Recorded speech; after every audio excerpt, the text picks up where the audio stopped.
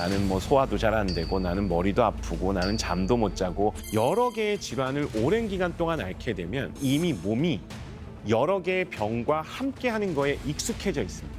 비정상에 적응을 해버립니다. 그냥 기력이 없고 힘들고 나는 어떻게 살지 모르겠어요. 이런 상태가 되는 게 노인병 증후군입니다. 노인은 나이 든 성인이 아닙니다. 노인은 노인입니다. 접근 방법이 달라야 돼요.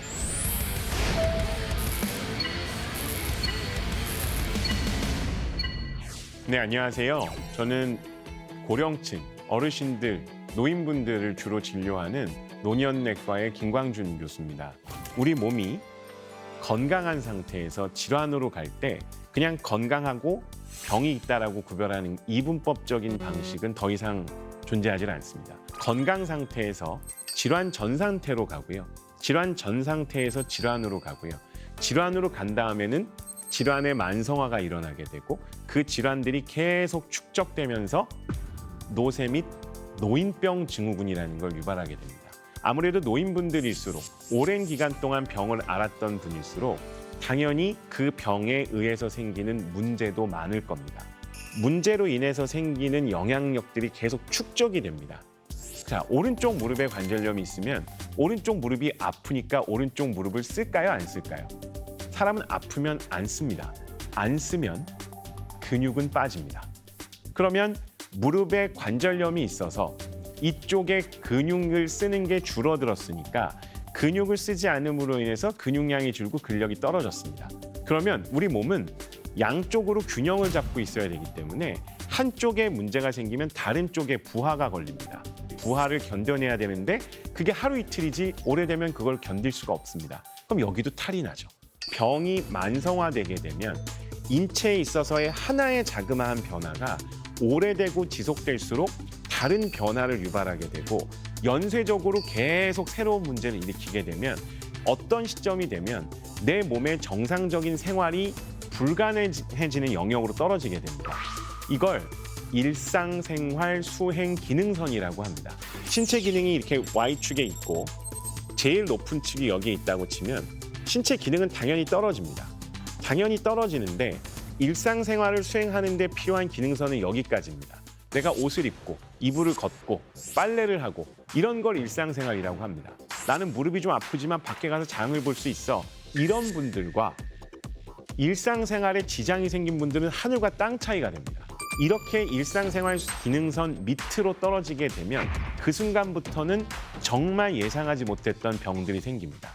여러 개가 동시에 닥칩니다. 그래서 어르신들하고 이야기를 하다 보면 아이고 나는 관절도 안 좋고 나는 뭐 소화도 잘 안 되고 나는 머리도 아프고 나는 잠도 못 자고 근데 그분들이 20개가 넘는 증상을 이야기하실 수 있을까요? 이야기를 못 합니다. 힘이 없습니다.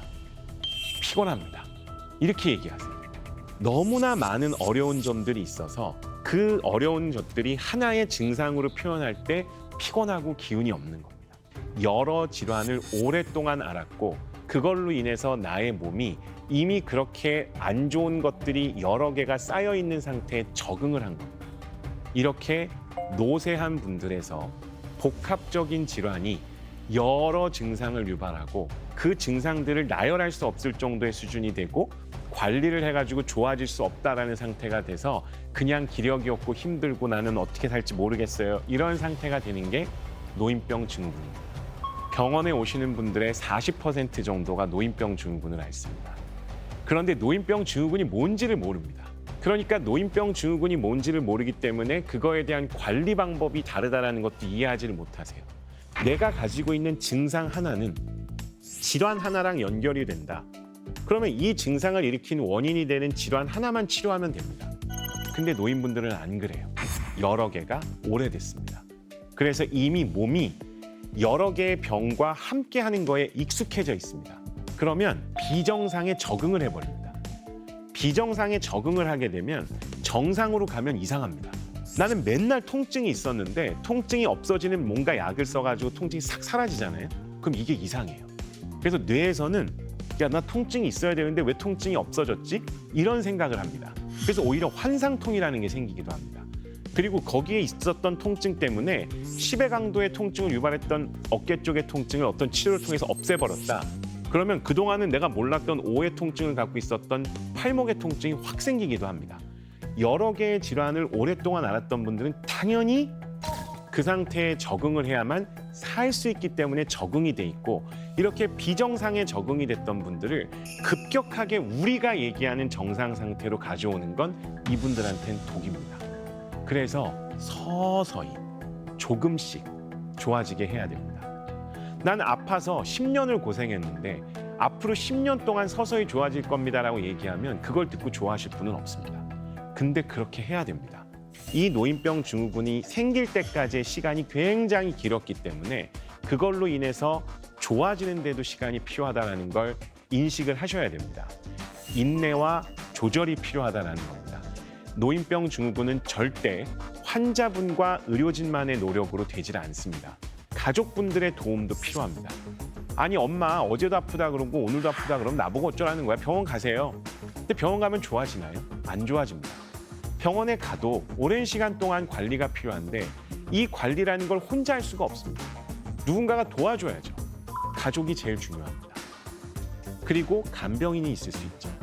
이분들이 이 개념을 아셔야 됩니다. 오늘 하루아침에 좋아지게 하는 건 독이 될 수 있다. 이 원인은 하나가 아니기 때문에 복합적이고, 복합적이기 때문에 나 혼자가 아닌 모두가 함께 해야 된다는 걸 인식하셔야 됩니다. 그래야만 이분이 정상적인 상태로 돌아가는 바람직한 방향을 저희가 알게 됩니다. 소아는 성인의 축소판이 아니라고 합니다. 소아는 소아예요. 같은 병인 것 같지만 병을 유발하는 원인도 다르고요. 그 병이 나타나는 현상도 다르고요. 치료 및 관리 방법도 다릅니다. 그러니까 소아과가 있죠. 노인은 나이 든 성인이 아닙니다. 노인은 노인입니다. 소아가 성인과 다르듯이 노인도 성인과 다릅니다. 접근 방법이 달라야 돼요. 노인분들은 오히려 소아보다 더 많은 관리가 필요한데도 불구하고 두 번째니까 다 알잖아요. 도와줄 생각을 못합니다. 그리고 기다리지 못합니다. 당장 나는 늦었습니다. 근데 노인분이 운전을 하시는데 천천히 가세요. 그럼 뒤에서 이거를 가만히 있을 수가 없죠. 아우 저 놓친네. 이런 게 사회적으로 이미 다 굳어져 있습니다. 그러면 이게 진료에도 반영이 됩니다. 그래서 이걸 꼭 기억해 주십시오. 노인분들의 치료는 사회적 합의와 노력이 필요합니다. 그래서 개념을 알아야 되고, 노쇠와 노인병 증후군이라고 하는 게 노인분들한테 얼마나 큰 거고 이분들에게 주어져야 되는 치료 방법이 뭔지를 아셔야 그거에 맞추어서 노인분들의 건강관리가 이루어지고요. 그게 이루어져야지 건강한 사회가 됩니다. 치료가 뭐가 좋습니다. 무슨 음식을 드시는 게 좋습니다. 이게 노화를 늦춰요. 이런 것들은 제가 이야기 드리고 싶은 게 아닙니다. 노인분들의 건강을 위해서 꼭 아셔야 되는 개념, 노쇠와 노인병 증후군, 그리고 이 두 가지는 환자분, 의사 한 명 절대 할 수 없습니다. 이건 모두가 해야 되는 거고요. 특히나 가족분들, 사회 구성원분들이 노인들은 이러한 변화를 겪기 때문에 이분들이 건강하게 지내기 위해서는 보다 천천히, 보다 많은, 보다 포괄적인 관리가 필요하고 거기에는 사회적으로 협조가 필요하다는 걸 인식하시는 게 첫 번째입니다. 노인분들한테 생길 수 있는 중요한 변화인 노쇠와 노인병 증후군이라는 것을 인식해 주시면 아는 것만으로도 앞으로 노인분들의 건강에 있어서 도움이 될 거라고 생각을 합니다.